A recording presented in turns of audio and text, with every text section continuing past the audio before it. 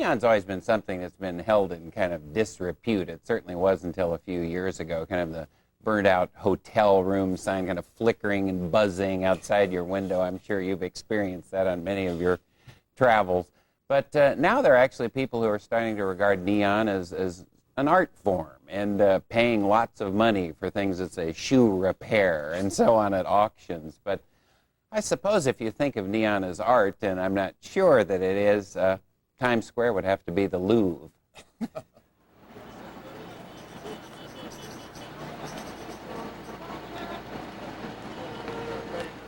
Times Square, monumental megawatt miracle of the millennium.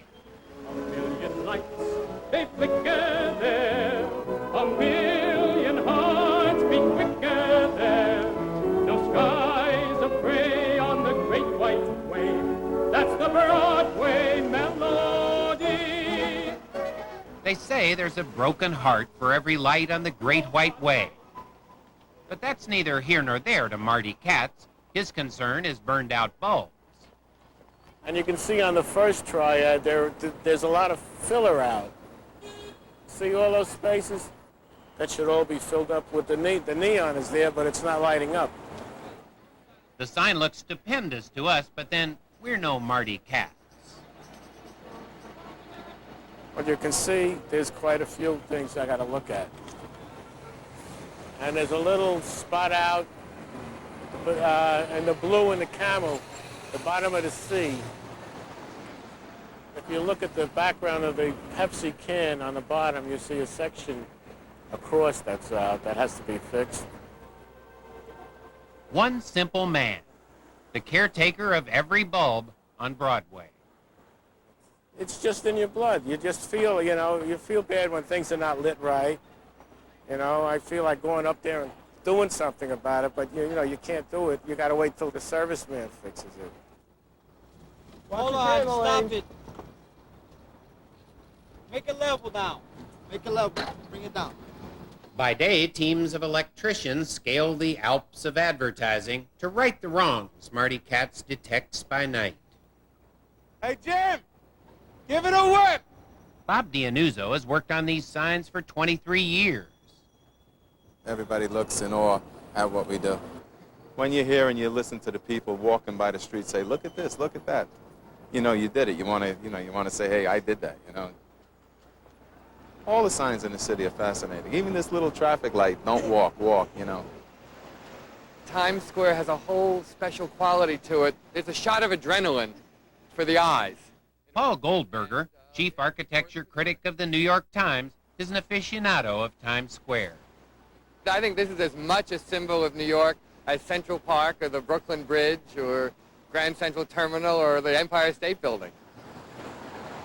As central to New York as it is, the spectacle that is Times Square has been under constant threat of being unplugged and torn down for the past 2 decades. Signs were just going to disappear because Times Square was gradually being trampled by the march of office towers.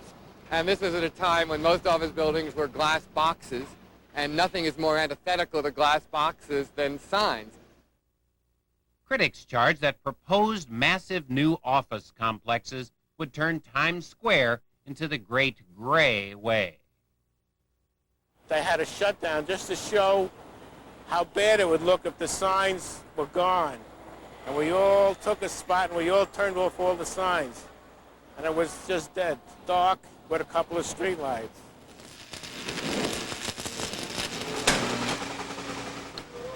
Marty Katz and his fellow employees at the Art Crafts Strauss Sign Company didn't think much of the naked office towers either.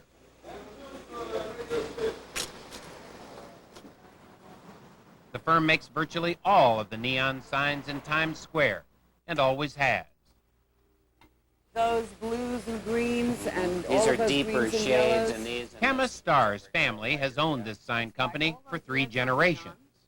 There was a dark age coming, and it looked like the juggernaut was just going to come and crush us. It was like Godzilla comes to Times Square, the end of what we've known from the golden ages of the World War I period, when Broadway got its name, the Great White Way, the great age of the 50s. We thought all of that was going to be in the past.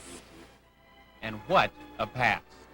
Give my regards to Broadway. Remember me.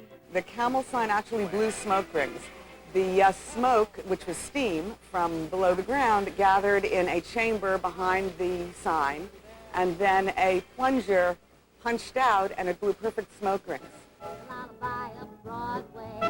The band begins to go to town, and everyone goes crazy. You rock by your baby round till everything gets hazy. Hush, bye. Times Square is where new products and new companies were introduced to society.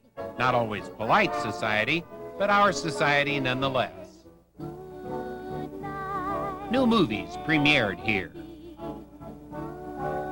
with new stars.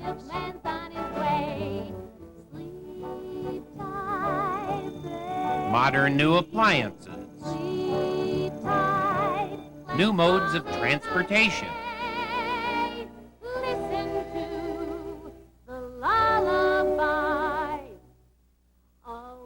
New news. And whole new years. Times Square was something of the nation's town square, scene of some of our largest celebrations and most emotional gatherings. All of that was about to become history when supporters of tawdry Times Square came to the rescue, some from rather unexpected quarters. Two smart people woke up just in time and said, this can't be, and devised ways to save the signs. The Municipal Art Society is 100 years old, and they passed the first anti-sign ordinance in the United States. So for them to come around and say, let's broaden our view and see that liveliness and cheerfulness and brightness are part of our cultural heritage, was very enlightened on their part, to coin a phrase. They also got the Sierra Club to come and testify in front of the Planning Commission that Times Square is an advertising park. They came and said, we're saving Yosemite for you. You should save Times Square for us. Imagine a national park of neon, complete with Ranger Marty Katz. It's glitzy. I like it. I always did. There's a place for Mozart, but there's also a place for Cole Porter and Gershwin and Elvis Presley.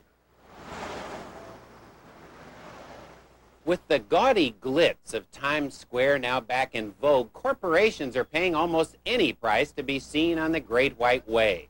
Some even suggest it's become an ego thing. I don't think so.